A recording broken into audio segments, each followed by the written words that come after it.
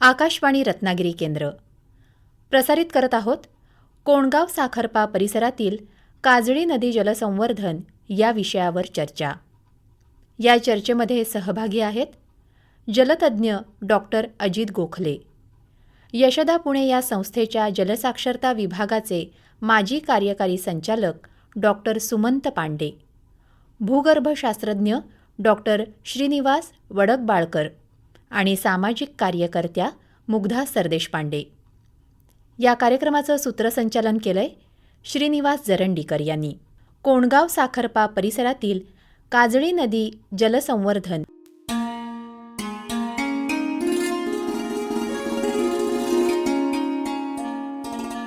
श्रोते हो, नमस्कार. श्रोते हो, नदी ही खरं तर आपली जीवनदायिनी आहे असं म्हटलं जातं. पण सध्याचं जर वातावरण लक्षात घेतलं, वातावरणातले बदल लक्षात घेतले, तर नदी ही ऐन पावसाळ्यात उग्र स्वरूप धारण करते आहे आणि ऐन उन्हाळ्यात मात्र तिच्यात पाण्याचा अक्षरशः तुटवडा असतो. म्हणजे खडक दिसतात एवढी परिस्थिती असते. आणि ही परिस्थिती केवळ कोकणातली नाही तर जगभरातली आहे असं यातले तज्ज्ञ सांगतात. पण साखरप्यासारख्या ठिकाणी रत्नागिरी जिल्ह्यातल्या या पावसाळ्यात एक चमत्कार झाला. पश्चिम महाराष्ट्रात पूर आले, कोकणात पूर आले, नंतरच्या पावसात उर्वरित महाराष्ट्रातसुद्धा अनेक ठिकाणी भाग जलमय झाला. पण साखरप्यातल्या काजळी नदीनं मात्र नदीची तिथली पातळी सोडली नाही. नदीचं पाणी पात्रातच राहिलं आणि त्यामुळे साखरप्यातली बाजारपेठ, साखरप्यातले नागरिक हे सुरक्षित राहिले. अर्थात ह्याच्यामागे जर आपण विचार करायला गेलो तर 2005 नंतर तिथल्या ग्रामस्थांनी तज्ज्ञांच्या सहाय्याने जे प्रयत्न केले गेले त्याच्या यशाची ही सुरुवात झाली होती. आणि ते यश नेमकं कसं होतं आणि हे यश इतर ठिकाणी कसं पोहोचवता येईल जेणेकरून नदीही सुरक्षित राहील आणि सगळ्यांचं जीवनमानही सुरक्षित राहील आणि नदी ही जीवनदायिनी आहे हे सार्थ ठरेल, या संदर्भात चर्चा करण्यासाठी आज आपण इथं निमंत्रित केलं आहे डॉक्टर अजित गोखले, त्याचबरोबर डॉक्टर श्रीनिवास वडकबाळकर, डॉक्टर सुमंत पांडे आणि मुग्धा सरदेशपांडे यांना. मुग्धा सरदेशपांडे ह्या साखरप्यातल्याच आहेत. आपण त्यांच्याकडूनच या चर्चेला सुरुवात करूया. काजळी नदीचं व्यवस्थापन करणं गरजेचं आहे, ही बाब तुम्हाला केव्हा जाणवली?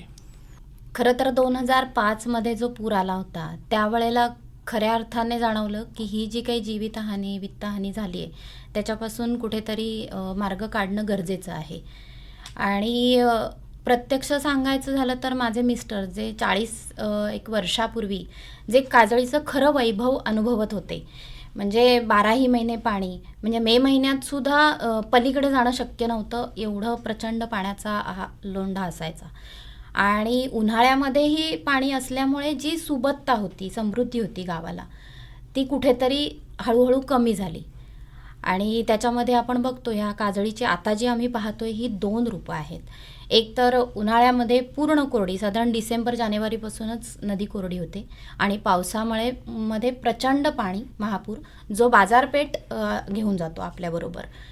आणि हे कुठेतरी थांबवायचं असेल आणि ते थांबवावं असं का वाटलं की बोरिंग मारणं, पाणी नाही तर बोरिंग मारणं, हे एक बोरिंग चुकलं की दुसरं मारणं, हे जे कुठे घडतं आहे ते कुठेतरी थांबवायला पाहिजे. आणि त्यातून मग हा प्रकल्प खऱ्या अर्थाने 2005मधून सुरू झाला आणि त्याला खरं यश आलं 2019-20मध्ये की नाम फाउंडेशनने आम्हाला त्यामध्ये साथ दिली. नाम फाउंडेशनने यंत्रसामुग्री देतो असं सांगितलं आणि त्याचा फायदा असा की कारण मॅन्युअली करण्यासारखं हे काम नव्हतं, त्याच्यामुळे त्या गोष्टीचा फायदा घेऊन डॉक्टर अजित गोखले यांच्याशी संपर्क साधून त्यांनी आम्हाला सगळा सर्वे करून दिला. आणि जेव्हा 22-23 जुलैला जो पाऊस पडला त्यावेळेला पहिल्यांदा असं आम्हाला अंदाला चला नदीचा श्वास मोकळा झाला आहे, मार्ग मोकळा झाला आहे, त्यामुळे नदी छान वाहते, पहिली समृद्धी जी आम्ही अपेक्षित करत होतो ती आम्हाला दिसते.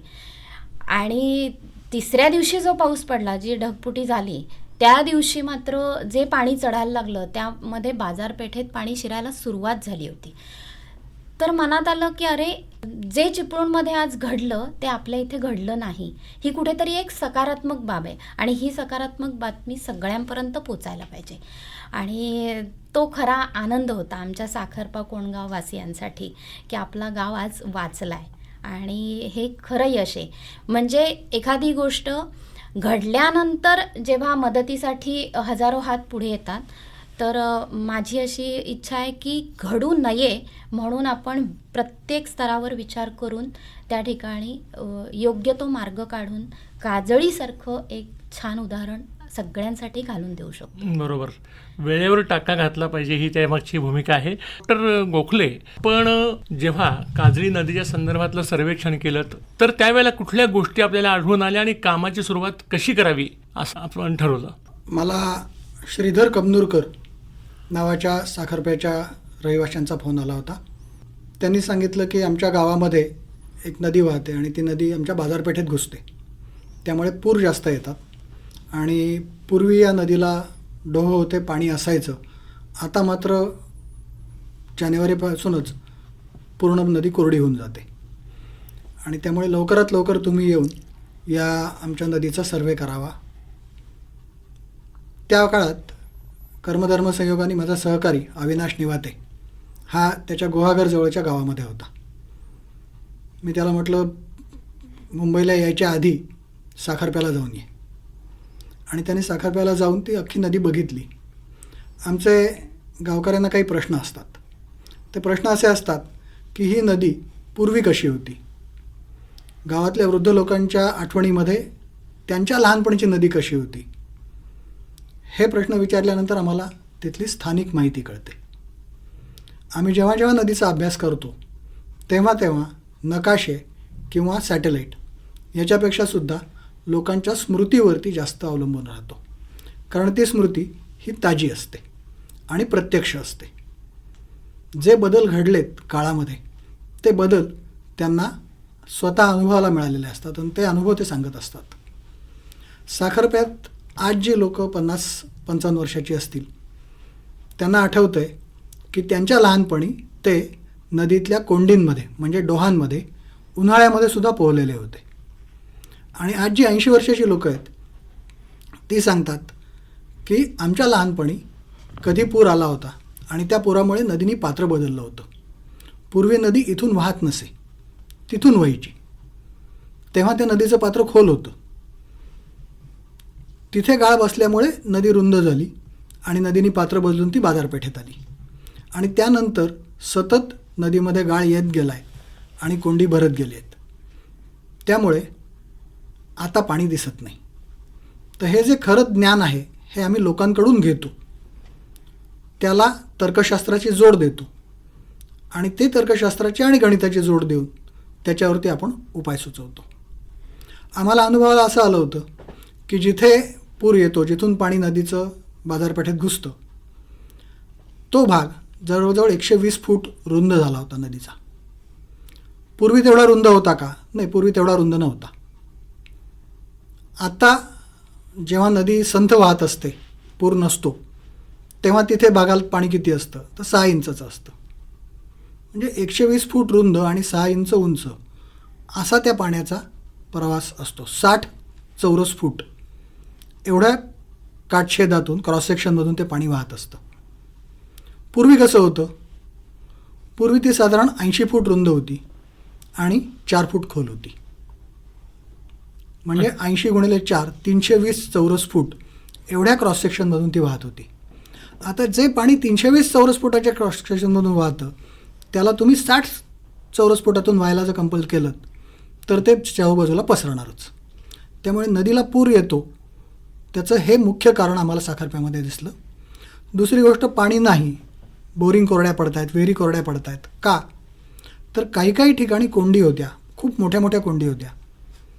त्या कोंडींमध्ये 4-4 मीटर म्हणजे 12-12, 15-15 फूट पाणी उन्हाळ्यामध्ये उभं राहू शकायचं एवढ्या त्या खोल होत्या.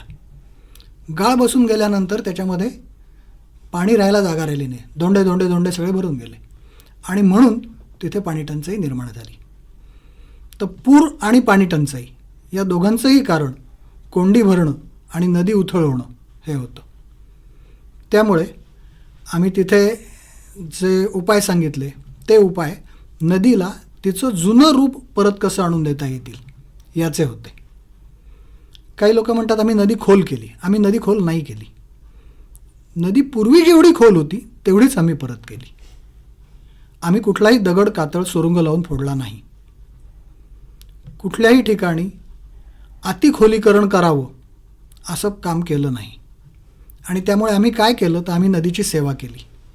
तिला तिचं जुनं रूप मिळवून देण्याचा प्रयत्न केला आणि त्यामुळे ते यश मिळालं. यावर्षी काम करताना यांना असं लक्षात आलं की जेव्हा कोंडी खोल केल्या तेव्हा वरतून पाणी वाहतं होतं. ते वाहतं पाणी त्या कोंडीत जाऊन बसलं आणि त्यामुळे याच वर्षी उन्हाळ्यामध्ये साखरप्याच्या लोकांना पाणी टंचाई जाणवली नाही. हे यशाची पहिली चुणूक. बरोबर. आणि नंतर पूर आला नाही, ही केलेल्या कामाची दुसरी पावती. तर अशा पद्धतीची कामं ही अख्ख्या कोकणभर करण्याची गरज आहे. गोव्यात करण्याची गरज आहे. कर्नाटकातल्या कोकणात होण्याची गरज आहे. केरळमध्ये होण्याची गरज आहे.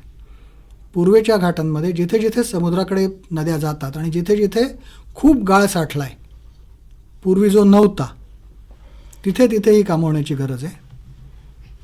भारताच्या बाहेरही अशा नद्या मला माहिती आहेत की जिथे आजोबाच्या काळामध्ये 50-50 फूट लांबीची लाकडं वाहून नेणारी नदी होती.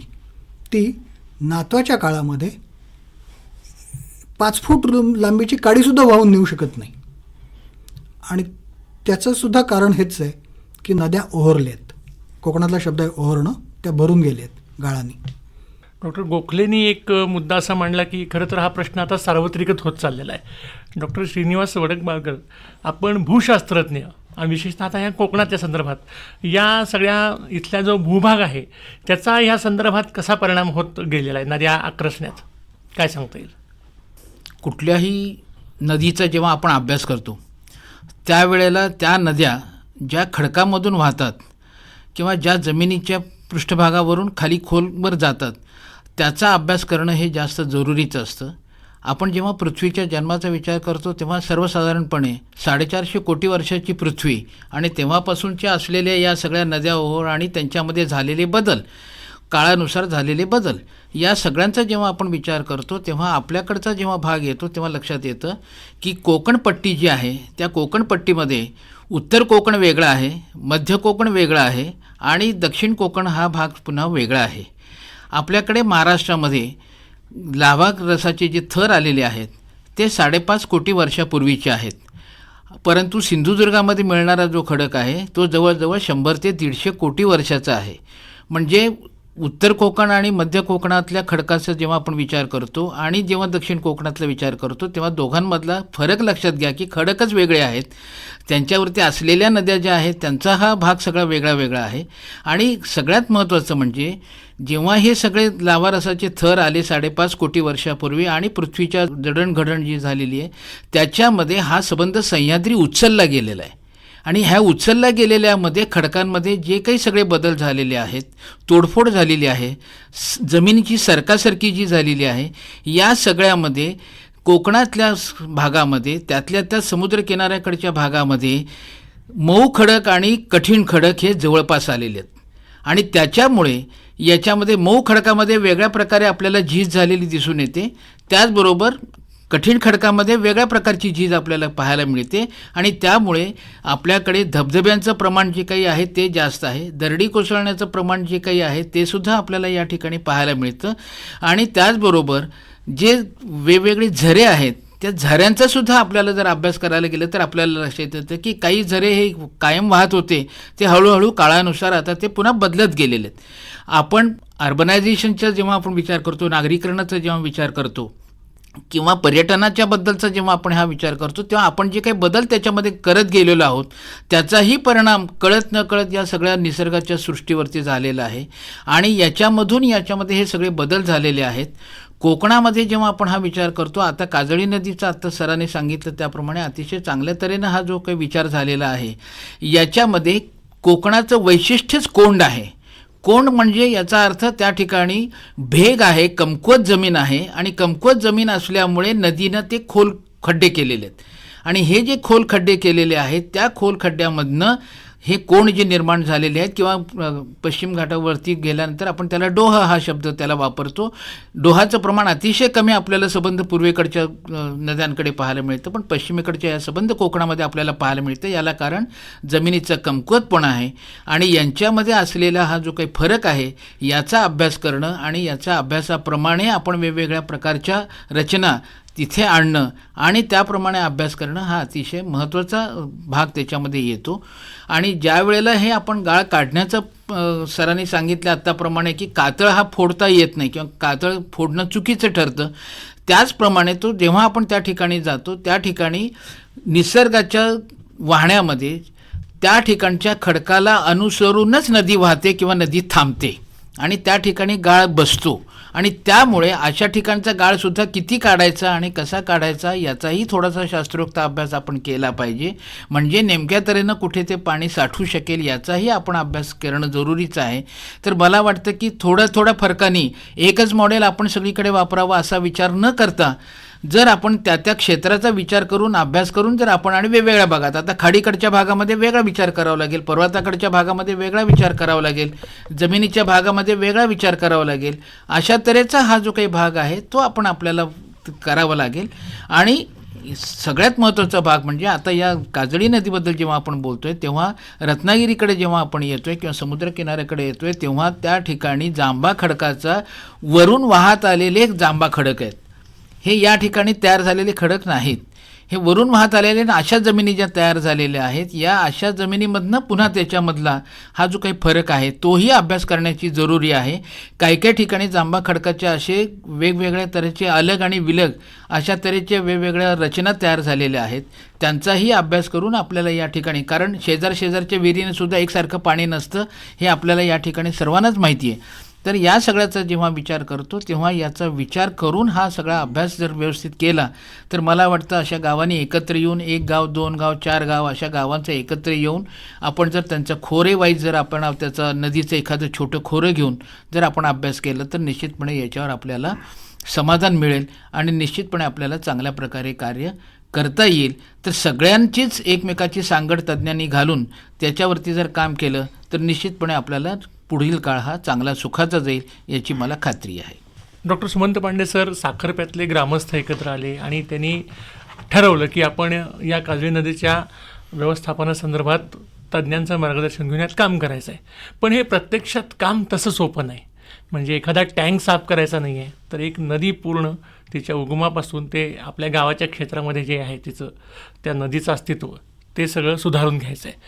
तर हे तसं शिवधनुष्य आहे. तर त्याचा जो आराखडा असतो हे काम सुरू केल्यानंतर ते काम पूर्णत्वाला नेण्याचा ह्याचे टप्पे असतील निश्चितपणानं. वस्तुतः काजळी नदीचं यश हे केवळ काजळी नदीचं यश नव्हे तर कोकणामधल्या सगळ्या अशा काजळीसारख्या नद्यांसाठीचं ते यश आहे. आणि आपण म्हणालात त्याप्रमाणे खरं हे शिवधनुष्य आहे. लोकांनी एकत्र येऊन काम करणं आणि त्याला शास्त्राचा आधार असणं ह्या गोष्टी घडणं खूप गरजेच्या होत्या आणि त्या गरजेच्या झाल्या. जसं मुग्धाताईंनी सांगितलं की हे मॅन्युअली काम करायसारखं नव्हतं. म्हणजे डॉक्टर अजित गोखलेंनी आराखडा करून दिला. आराखड्यामध्ये त्यांनी सांगितलं की एवढ्या प्रवाहामधून नदी जाणं गरजेचं आहे, ती नाही जात आहे, छोट्या प्रवाहात होतं म्हणून वेगाने जातं आणि ते बाकीचे वाताहत होते. मग हे यंत्रांनी काम करावं लागतं. तर म्हणून नामसारख्या संस्थेने पुढाकार घेणं, यंत्र देण्याची तयारी दाखवणं हे एक निश्चितच चांगलं आहे. पण त्याच्या पुढचा जो भाग आहे तो खूप कठीण आहे.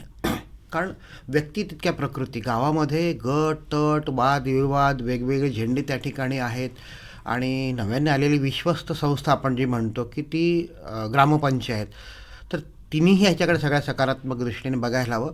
पण सगळीकडेच असं घडतं असं नाही. पण इथं एक चांगली गोष्ट घडली, छोट्या मोठ्या कुठे कुरबुरी असतील पण चांगली गोष्ट घडली आणि त्यांनी ते सातत्याने टिकवून ठेवून एक काम केलं शास्त्रशुद्ध पद्धतीनं आणि अतिशय नेटकेपणाने अचूकपणे काम केलं. ह्याचं श्रेय साखरप्यामधले गिरीश सरदेशपांडे आणि बाकीचे 3 युवक आहेत. त्याला त्रिमूर्ती म्हणतात. त्याच्यामध्ये चैतन्य, ओमकार आणि श्रीधराशी. म्हणजे ह्या सगळ्या गोष्टी त्यांनी बारकाईनं नोंदवल्या. म्हणजे इंधन किती वाजता आणायचं, कसं भरून द्यायचं, मोजून द्यायचं का, त्याची युटिलिटी बघायची, वेळ कोणाचाही वाया न जाऊ देता त्यांना जेवण काढणं, म्हणजे मानवी ह्याच्या सगळ्या गरजांचा विचार करून त्यांनी अचूकपणे नियोजन केलं. ह्या सगळ्या गोष्टी त्यांनी मांडल्या आणि म्हणून त्याचा परिणाम असा झाला की देशविदेशातून पैसे त्या ठिकाणी लोकांना आले. कारण मी 100 रुपये दिले, मला फीडबॅक आला की तुमच्या 100 रुपयाचा हा फायदा झाला, नदी अशी होते. तर हे उदाहरण, ह्याचं डॉक्युमेंटेशन मी जलसाक्षरता केंद्राचा कार्यकारी संचालक म्हणून यशोदामध्ये राज्याची पूर्ण धुरा माझ्यावर होती. पण त्यावेळेस ते नेटवर्क पूर्ण राज्यभर उभा केलं आहे. म्हणून काजळी नदी ही काजळी कोकणापुरती नाही बघत मी, वैश्विक स्तरावर काजळी नदीचं हे यश बघतो या ठिकाणी. आणि मग हे घडलेलं हे आहे तर कोकणामधल्या साधारणतः 44 नदीच्या खोऱ्यामध्ये हे घडणं गरजेचं आहे. त्याशिवाय महाराष्ट्रातल्या इतर नदी खोऱ्यामध्ये पण घडणं गरजेचं आहे. हे तत्त्व जर मांडलं, काजळी नदीनं केलेलं काम हे तत्त्व मांडलं तर प्रत्येक ठिकाणचे उपचार वेगळे असतील. स्थानिक स्थितीचा अभ्यास करून त्याच्यावर तोडगा काढणं हे गरजेचं आहे. तर हा ह्याच्यातला मुळाचा धागा धरून आता पुढची दिशा आम्ही हा विचार करतो आहे पुढच्या दिशेमध्ये की नदीची पाठशाळा. म्हणजे आज तुम्हाला सांगायला मला खरं अंगावर रोमांच येतात की उगमाचा भाग नदीचा आम्ही बघितलेला आणि संगमाकडे आम्ही गेलो. आज सोमेश्वरच्या खाडीला तिथे आम्ही बघितलं तर दोन्हीकडले अतिशय भिन्न आहे. तीच नदी काजळी वरून रुद्ररूप धारण करणारी, खाली आल्यानंतर तिची समुद्राला मिळण्याची तिची आपण जे काही म्हणतो ना, तर ती लोकांची त्या ठिकाणी उपजीविका ही राहून घेतलेली आहे. म्हणजे चांदेराईपर्यंत गलबतं यायची अशी ती लोकं सांगतात. आज तिथं चांदेराईपर्यंत मोटर लॉन्च पण जात नाही त्या ठिकाणी. म्हणजे कुठेतरी चुकतं आहे, नियोजनात चुकतं आहे, माणसाचं चुकतं आहे का निसर्गात चुकतं माहिती, हे सगळं अभ्यास करून आपण करणं गरजेचं आहे. आणि म्हणून आम्ही इथे नदीची पाठशाळा जी साखरप्याला घेतो आहे. कारण छोट्या गावामध्ये मला अनेक जणांनी म्हणलं की नदीची पाठशाळा साखरप्याला का, दुसरीकडे कुठेतरी घ्या ना, मुंबईला वगैरे. तिथे नाही योग्य राहणार. ज्या ठिकाणी यश मिळालं त्याच ठिकाणी आपण घ्याव्यात. आणि तुम्हाला सांगायला मला आनंद होतो की या नदीच्या पाठशाळेसाठी मार्गदर्शनासाठी डॉक्टर राजेंद्र सिंह येतात, ज्यांनी 12 नद्या पुनरुज्जीवित केल्यात, म्हणजे पुनर्प्रवाहित केल्यात. आणि त्याशिवाय त्यांनी जवळपास 12,000-12,500 जोहड बांधलेत, ते येणार आहेत. डॉक्टर माधव गाडगीळ मार्गदर्शन करणार आहेत. कारण इथली जैवविविधता पण रिस्टोर करणं गरजेचं. नदी केवळ वाहता प्रवाह नव्हे, नदी परिसंस्था आहे, जीवित संस्था आहे. म्हणून तिला नद्या माता, म्हणजे पंचमातांमध्ये नदीच्या माताचा तो आहे. पृथ्वी माता, स्वयंमाता आणि नद्या माता. नदी ही माता आहे. मातेचं स्वरूप तिला का दिलेलं आहे तर ती सगळ्यांना घेऊन जाते. ते तिला पुनर्वैभव प्राप्त करून देण्यासाठी आपण प्रयत्न करू शकतो का, तो हा आहे. आणि तो सगळ्यांचा दुवा साधण्याचा प्रयत्न ह्या नदीच्या पाठशाळेच्या स्वरूपामध्ये आहे. आणि मला तुम्हाला सांगायला आनंद वाटतो, आकाशवाणीनेच रत्नागिरीने बातमी प्रसिद्ध केली. अक्षरशः आम्हाला प्रवेश थांबवावे लागले. आणि आता 3 दिवस आम्ही एकत्र बसणार आहोत. अनेक मान्यवर त्याच्यामध्ये आहेत. नदी प्रत्यक्ष जाऊन बघणार आहोत आम्ही तिथे. म्हणजे क्लासरूममध्ये 1 तास, बाकीचे 10 तास बाहेर आम्ही नदी शिकणार आहोत सगळ्याच्या तज्ज्ञांच्या माध्यमातून.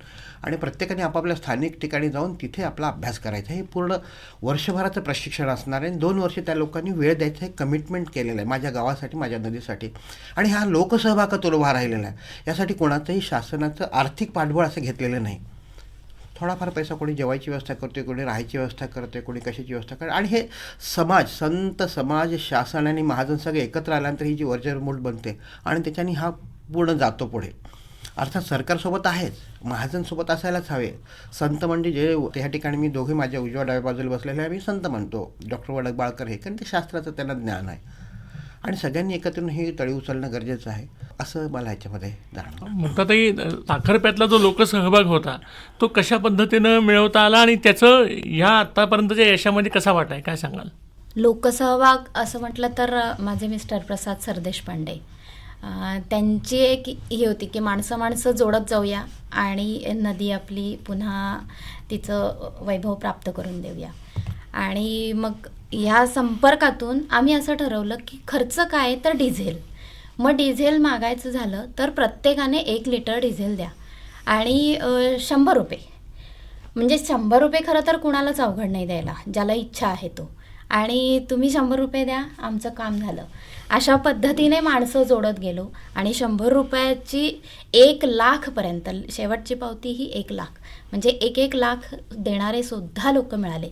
म्हणजे मी तर म्हणेन आमचं आरोग्यम योग सेंटर आहे माझं, तर तिथे ज्यांचा काहीच संबंध नाही पाणी या विषयाशी, अशा लोकांनी केवळ मी या क्षेत्रात काम करते हा विश्वास आणि त्या विश्वासापोटी अगदी 50,000 पासून 25,000 पावत्या असे 2-2.5 लाख केवळ पिंपरी चिंचवड ह्या एरियातनं या कामासाठी आले, ज्यांचा साखरपा किंवा काजळी याच्याशी काहीच संबंध नाही. बरोबर.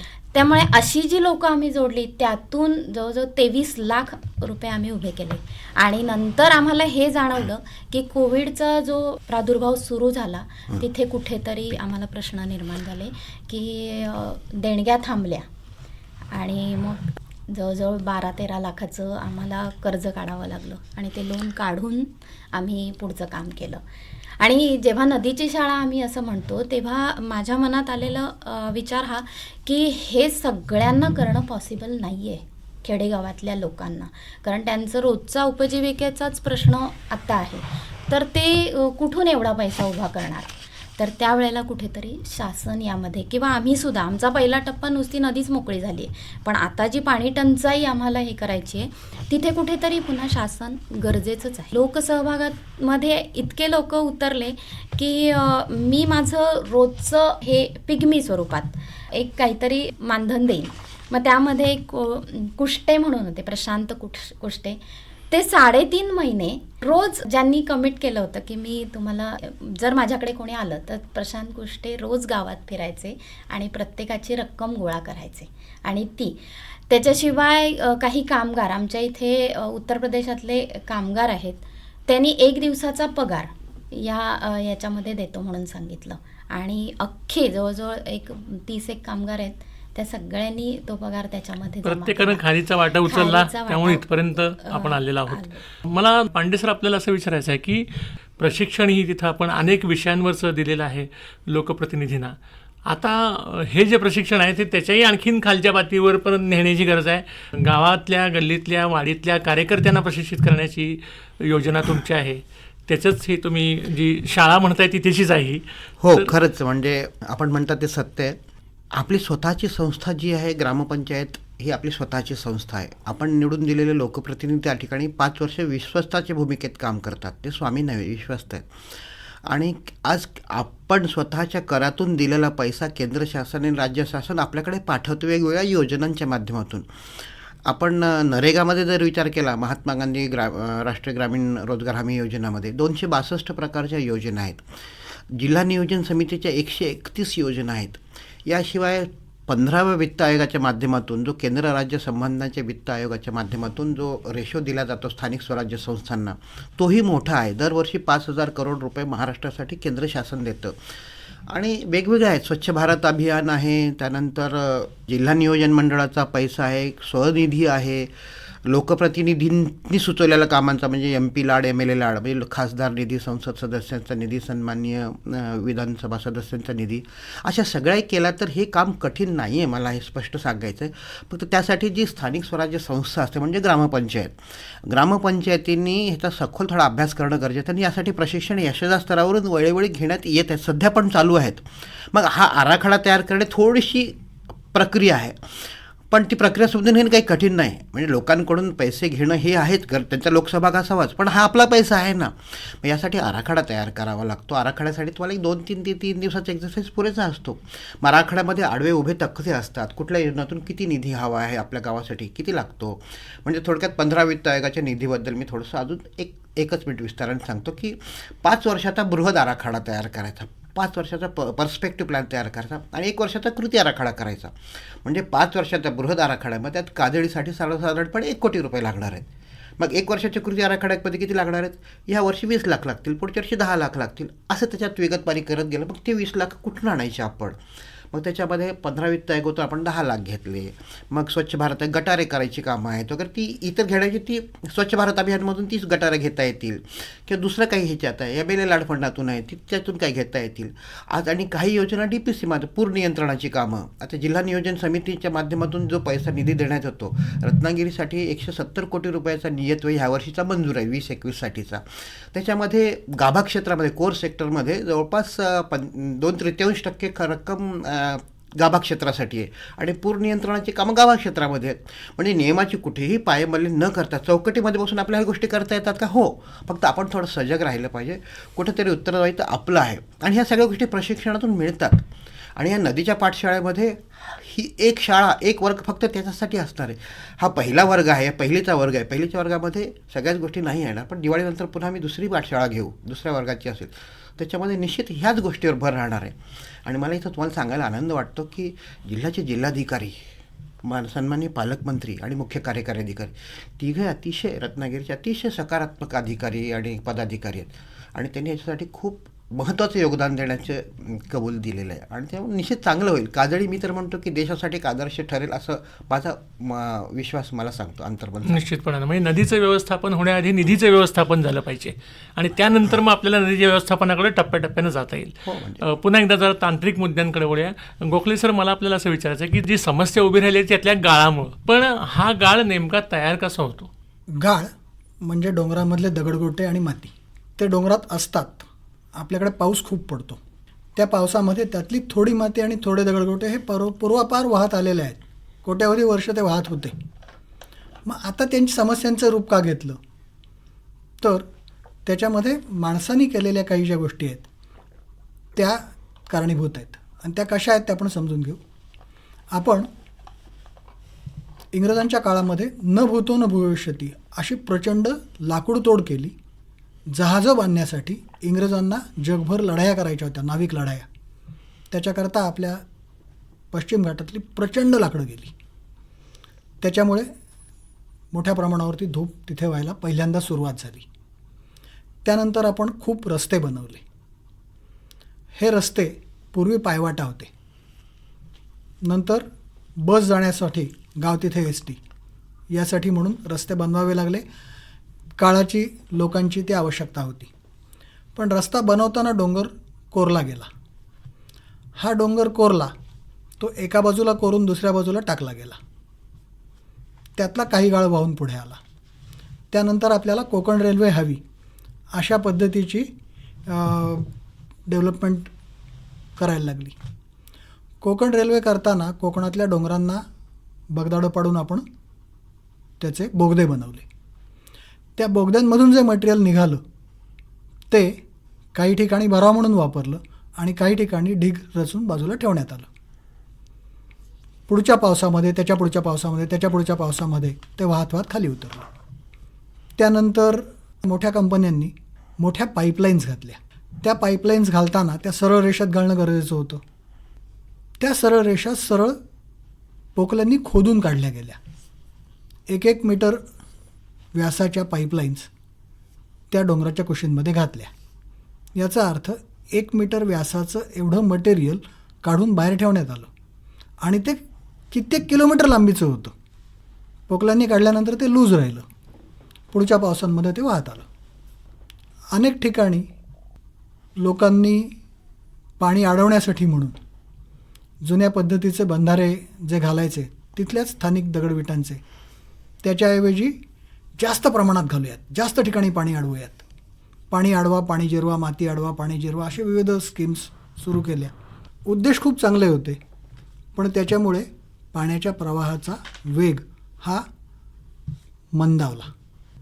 आणि जेव्हा पाण्याच्या प्रवाहाचा वेग मंदावतो तेव्हा त्याच्यामध्ये सेडिमेंटेशन, सिल्टेशन हे वाढतं. हे घडलं. आणखीन काही गोष्टी घडल्यात. ते म्हणजे पूर्वी चढणीचे मासे पकडण्यासाठी म्हणून आणि उतरणीचे मासे पकडण्यासाठी म्हणून वेगळ्या वेगळ्या प्रकारची बांधणं, म्हणजे छोटे दगडांचे, काठ्यांचे, सागाच्या पानांचे असे अडथळे नद्यांमध्ये केले जायचे स्थानिक लोकांच्याकडून, ज्याच्यावरून त्यांचा उपजीविका चांगली होत असे, त्यांना जेवायला मासे मिळत असत. पण नंतर लोकांनी काय केलं आहे तर लोखंडाच्या पाईपांचे बंधारे घालायला सुरुवात केली आहे. विजेच्या पोलचे बांधणं घालायला सुरुवात केलीत. जुने बंधनं ही 3 महिने 4 महिन्यामध्ये निघून जायची, कुजून जायची, वाहून जायची. आता जी नवीन बांधणं तयार जायला लागलीत ती सहज वाहून जाऊ शकत नाहीत आणि तेही खूप मोठे अडथळे निर्माण झालेत. तर अशा विविध कारणांमुळे आपल्या कोकणातल्या आणि इतर ठिकाणच्यासुद्धा नद्यांमध्ये गेल्या 15-20 वर्षामध्ये, 30 वर्षामध्ये जास्त गाळ आला आहे. जिओलॉजिक कारणं आहेतच, पण ही सगळी अँथ्रोपोजेनिक कारणं आहेत, मानवी कारणं आहेत आणि त्यामुळे त्यांना मानवी उपायांचीच गरज आहे. निसर्ग त्याचं त्याचं बघून घेईल. जी चूक निसर्गाने केली नाही ती निसर्ग कशी बघेल ते आपणच बघायला पाहिजे. आणि ते आपण बघायला पाहिजे यासाठी निसर्ग पूर आणतो आहे आणि आपल्याला धोक्यात टाकतो आहे, सांगतो उठ बाबा उठ, चूक केली आहे ती सावर आता. बरोबर. डॉक्टर वडकबाळकर सर, जेव्हा आता ह्या नद्यांचं पुनरुज्जीवन करण्याचं सगळीकडे मोहीम सुरू होतीये, खरं पहिली काजळी नदी हे त्याचं आता एक सुरुवातीचं उदाहरण, पण हे करताना इथून पुढं तरी इथल्या भूभागाला धोका निर्माण होऊ नये हे सगळं करताना यासाठी काय काळजी घ्यावी लागेल असं वाटतं? या ठिकाणी मी मगाशी सांगितल्याप्रमाणे कमकुवत जमिनीचा भाग खूप आहे, कमकुवत डोंगरही आहेत. डोंगरामधले जे भेगा आहेत त्या भेगा किंवा जमिनीच्या ज्या भेगा आहेत त्याही फार मोठ्या प्रमाणामध्ये आहेत. आणि त्याच्यासाठीचा हा जो भाग आहे तेव्हा भूजल हा जो काही शब्द आपण जेव्हा वापरतो की भूगर्भामध्ये पाणी मुरवावं किंवा जिरवावं, तर त्याचाही विचार करताना लक्षात घ्या की वरचं पाणी आणि खालचं पाणी या दोघांचा एकमेकाशी संबंध आहे. आणि भूजल जर साठण्याला जर खाली काही नसेलच, जर पर्याय जर नसेल, तर तुमचं हे भूवरचं म्हणजे भूपृष्ठावरचं जे पाणी आहे ते वाहूनच जाणार आहे. आणि ते वाहून जे जाणार आहे त्याचा जर अफसोस म्हणजे मगाशी सरांनी गोखले सरांनी सांगितल्यासारखं बंधारे बांधले किंवा बाकी काही केले तर पाणी फक्त अडणार आहे आणि ते पाणी फक्त नंतर पुन्हा बाजूनी निघून जाणार आहे, भूपृष्ठावरनं निघून जाणार आहे, ते भूजल म्हणून वाढणार नाही. आणि म्हणून बोरिंग घेतले वगैरे जेव्हा हे प्रकार आपण कोकणामध्ये करतोय तेव्हा त्याला खाली भूजल मिळत नाही आहे. कोकणामध्ये फक्त वरच्या पट्ट्यामध्येच जास्तीत जास्त तुम्हाला भूजल मिळू शकतं की जे विहिरीच्या रूपाने आपल्याला जास्तीत जास्त चांगल्या तऱ्हेनं सगळीकडे टॅप करता येण्यासारखं आहे किंवा घेता येण्यासारखं आहे. परंतु हा विचार न राहता आता सर्रासपणे सगळीकडे बोर घेतली जातात, परंतु त्या बोरलासुद्धा फक्त वरच्या थरामध्येच पाणी राहतं, खाली फक्त भोकर निघून जातात आणि त्याच्यातून काही आपल्याला काही मिळत नाही. आणि पुनर्भरण हा प्रकारही कोकणामध्ये फारसा होत नाही. आणि या सगळ्याचा विचार जेव्हा आपण करतो तेव्हा या सगळ्या गोष्टीचा अभ्यास करूनच पुढे सरकावं आणि कुठल्या नेमक्या योजना कराव्यात याचा विचार व्हावा, तरच आपल्याला नेमकेपणाने याच्यामध्ये यश हे मिळू शकेल. डॉक्टर गोखले सर, या संदर्भात आणखीन काही आपल्याकडं मुद्दे मांडता येतील का? जरूर. आपल्याकडे कोकणामध्ये पावसाचे 4 महिने जमिनीचे जे थर आहेत ते पूर्णपणे पाण्याने संपृक्त असतात. त्यामुळे त्या काळामध्ये जमिनीत पुनर्भरण पाण्याचं, बोरवेल रिचार्ज किंवा विहीर रिचार्ज असं होणं शक्य नाही आहे. एखाद्या माणसाने त्याच्या घशापर्यंत अन्न येईल एवढं जेवलेला असावा आणि आपण त्याच्यामध्ये आणखीन 4 घास खारे असं म्हणावं, अशी ती परिस्थिती असेल, त्याला उलटीच येणार. आपल्या कोकणातल्या सगळ्या बोरवेल प्रॅक्टिकली आणि सगळ्या विहिरी या जुलै एंड किंवा ऑगस्टच्या सुरुवातीलाच वरतून वाहत असतात. म्हणजे विहीर वरतून वाहताना दिसती नाही तरी विहिरीच्या बाजूला खूप झरे असतात आणि त्या झऱ्यांमधून पाणी वाहून जात असतं. जोपर्यंत ते पाणी वाहत असतं तोपर्यंत विहीर जमिनीच्या लेवलला पाणी धरून असते. आम्हाला गेल्या 20 वर्षामध्ये इथे काम करताना हे लक्षात आलं आहे की माथ्याकडून पायथ्याकडे असा ॲप्रोच सगळे लोक सांगत असतात. माथ्यावरती पाणी मुरवा म्हणजे खालती पाणी मिळेल. कोकणात आम्हाला असं आढळतं आहे, माथ्यावरती पाणी मुरवण्याजोगी परिस्थिती नाही. माथा पाण्याने भरून गेलेला आहे, मध्य पाण्याने भरून गेला आहे, तळसुद्धा पाण्याने भरून गेला आहे. अशी 4 महिने जिथे स्थिती आहे तिथे वाहून जाणारं पाणी पावसाळ्यानंतर अडवा. आम्ही डाऊनस्ट्रीमला बांध घातले तेव्हा अपस्ट्रीमच्या विहिरींचं पाणी वाढलं. म्हणजे खालच्या अंगाला बांध घाला, वरच्या अंगाचं पाणी वाढेल किंवा जास्त टिकेल, वाढेल नाही म्हणता येणार, जास्त काळ टिकेल असं म्हणता येईल. तर हेच उपाय कोकणात करावेत किंवा डोंगराळ भाग जिथे जिथे आहे तिथे सगळीकडे हेच उपाय करावेत. डॉक्टर पांडे सर, हा एक पहिला टप्पा पार पडल्यानंतर आता पूर्ण कोकणामध्येच याचं नियोजन करण्याचा आपला विचार आहे पाठशाळांच्या माध्यमातून.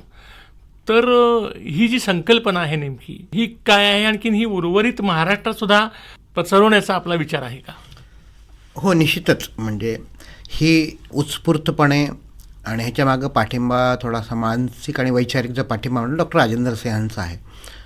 नदी समजून घेणे आणि समजून घेतल्यानंतर त्यासोबत काम करणे, तिच्या अनुरूप काम करणे. जसं डॉक्टर गोखलेंनी सांगितले, अँथ्रोपोजेनिक नको, म्हणजे मानवी व्यवहाराने तिच्यावर कुठलंही यायला नको, हे बघणं गरजेचं आहे. आणि यासाठी लोकांना नदी समजून घेण्यासाठीची ही जी पाठशाळा आहे ती पाठशाळा मी ठरवली. आणि मग एखाद्या छोट्या गावासाठी तिथला ओढा त्याची नदी असेल मोठी नदी ज्या गावात नसेल, लांब असेल, तर मग त्या ओढ्याला समजून घेणं, मग सूक्ष्म पाणलोटाला समजून घेणं, मग सूक्ष्म पाणलोट हे आपण हे मानून घाटाच्या वरच्या बाजू तिथे काम करता येईल. इथे पण पाणलोट ही संकल्पना आहे, विस्तारात जगभरात पाणलोट ही संकल्पना आहे. तर या संकल्पनेचा विस्तार करत आणि आम्ही सकृतदर्शनी आज तर आम्ही असं ठरलं की सर्वसाधारणपणे 12 महिन्याची नदीची पाठशाळा असावी. आणि तरुणांनी किमान आता साखरप्यासारखं उदाहरण आहे, घाटाच्या वरचं झालं तर आपण अण्णा हजारेंचं उदाहरण आहे, हिवरे बाजारचं उदाहरण आहे. एक साधारणतः 2 वर्ष सातत्याने प्रयत्न केले तर तिथलं यश दृष्टीपथात येऊ शकतं. म्हणून तिथल्या युवकांना माझं सर्वांना आवाहन असं आहे, युवकांना. आणि दुसरं महत्त्वाचं म्हणजे आपल्याकडे एक वयाच्या मानाने ते युवकच म्हणू आपण, सेवानिवृत्त झालेले खूप मोठे कर्मचारी गावामध्ये आहेत, त्यांचे खूप मोठा फोर्स आहे. महिला स्वयंसहायता गटाचा खूप मोठा फोर्स आहे. या सगळ्यांनी एकत्र येऊन साधारणतः 2-1 वर्ष त्यांना जसा उपलब्ध वेळ आहे तसं त्यांनी द्यायचं कमिट केलं तर त्यांना आपल्याला शिकवता येईल बसून. आणि शिकवण्यासाठी आम्ही सगळेजण मोफत आमचं योगदान देण्यासाठी तयार आहेत. तर ही सर्वसाधारणपणे 1 वर्षाची प्रक्रिया पूर्ण चालावी. 1 वर्षामध्ये तो एक साधन व्यक्ती व्हावा. म्हणजे सुरुवातीला नदी काय आहे इथून समजून घेण्यापासून उपग्रहावरनं नदीत आपल्या गावाचे चित्र कसे काढता येतील, नियोजन कसं करता येईल, हे सर्वसाधारणपणे गावामध्येच त्याला करता यावं अशा पद्धतीने आम्ही प्रशिक्षणाची रचना करतो आहे त्याच्यामध्ये. आणि दर महिन्याला साधारणतः 2 ते 3 दिवस किंवा 4 दिवस एकत्र बसायचं. म्हणजे 12 महिन्यातून साधारणतः 40 दिवसाचं प्रशिक्षण. उर्वरित ह्याच्यामध्ये त्यांनी स्वतःचा उद्योग, व्यवसाय, नोकरी, धंदा, संसार सगळं करून त्यांनी काम करावं गावासाठी. कारण पहिल्या 2 महिन्यामध्ये त्याला 3 महिन्यामध्ये सगळी माहिती होते. नंतर गावाचा आराखडा करतो, नंतर पैशाची साधनांची जुळवाजुळव तो करू शकतो आणि नंतर काम केल्यानंतर त्याचा फॉलोअप पण ठेवू शकतो. आणि ह्याच्याने हे एक होईल, म्हणजे ह्याच्यात हिडन इन्सेंटिव्ह आपण म्हणू, होय कोण काम व्हॉलंटरी का हिडन इन्सेंटिव्ह. एक तर त्याला समाधान मिळतं, माझ्या राष्ट्रासाठी काय केलं. त्याच्यासाठी त्याचं राष्ट्र म्हणजे छोटंसं गावच आहे, त्याचं गाई, बैल, गोठा, शेती म्हणजे त्याच्यासाठी राष्ट्रच आहे. राष्ट्राचं प्रेम करण्यासाठी त्याला हे आणि हे करणं गरजेचं आहे.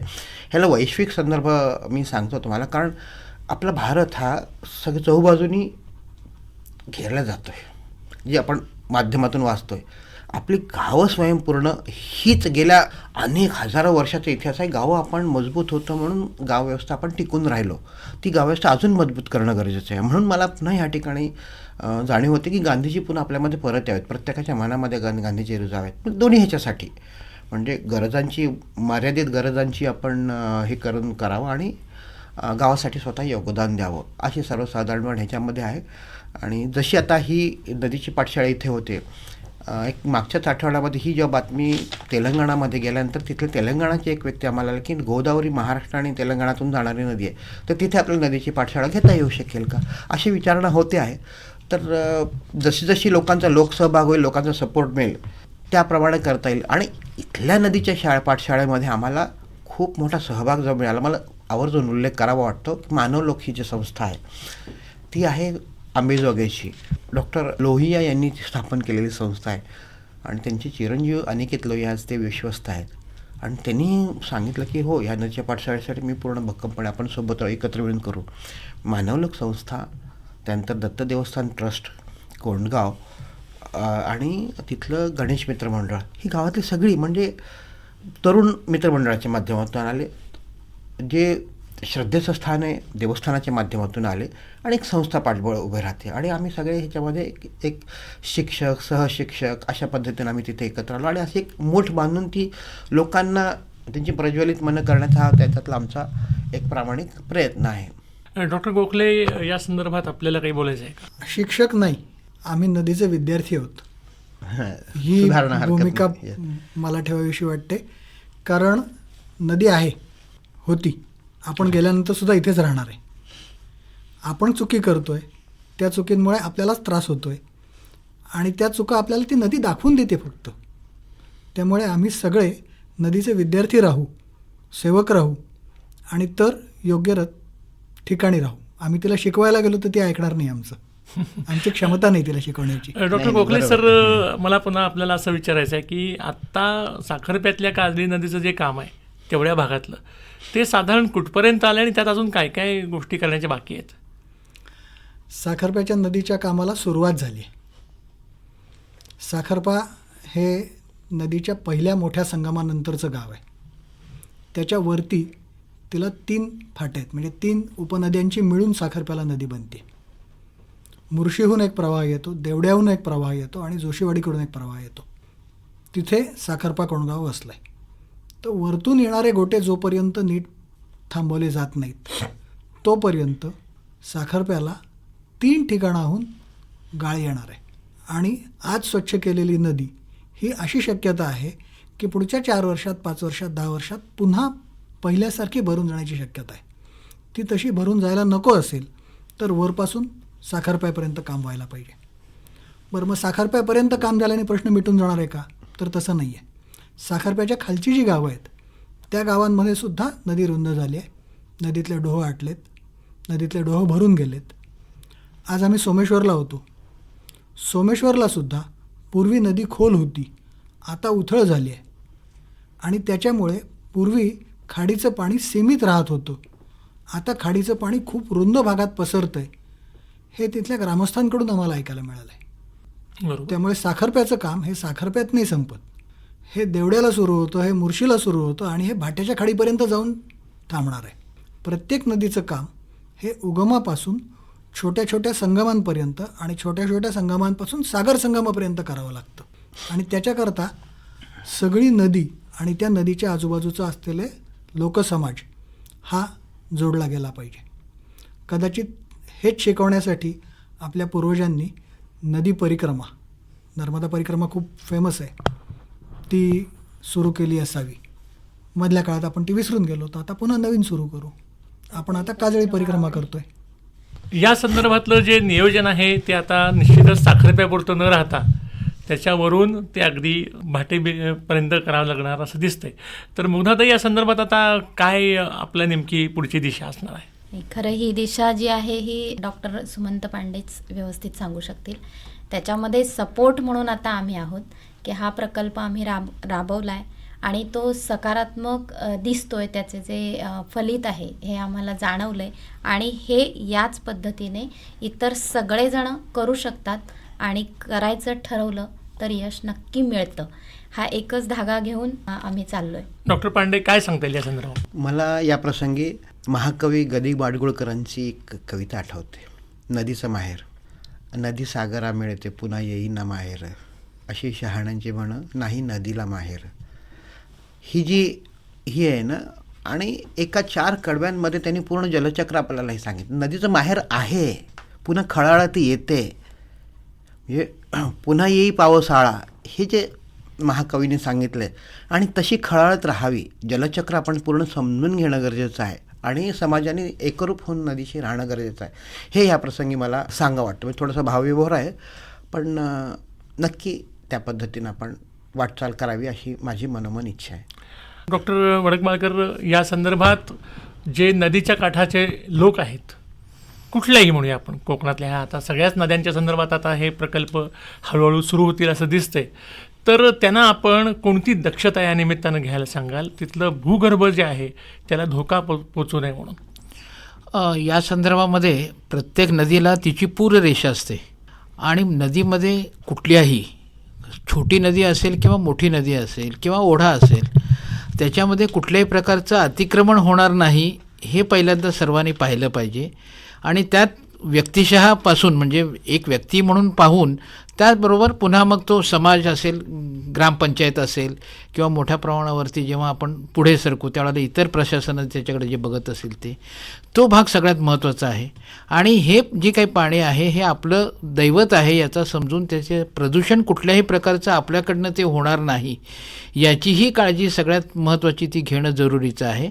आणि आपल्याकडनं नदीमध्ये गाळ जाणार नाही याच्यासाठीचा जो काही नदीचा जो काठाचा जो भाग आहे तो सुरक्षित ठेवण्याची जी काही रचना पूर्वीपासूनची आहे तीसुद्धा अबाधित ठेवावी आणि तो भाग, नदीचा भाग नदीला सोडावा.